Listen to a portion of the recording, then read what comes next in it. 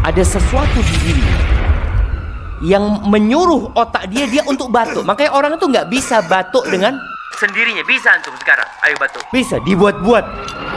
Nggak bisa. Jadi memang Allah yang kasih batuk itu. Makanya yang diobati itu ketika orang batuk menunjukkan ada penyakit. Dia punya, bukan batuk itu penyakitnya yang menyebabkan dia akhirnya batuk.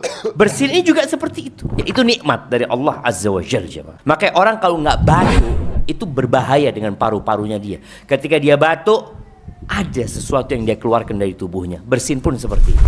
Ada sesuatu yang dia keluarkan. Maka nikmat dari Allah Azza wa Jalla, yang dapat nikmat itulah yang mengatakan alhamdulillah.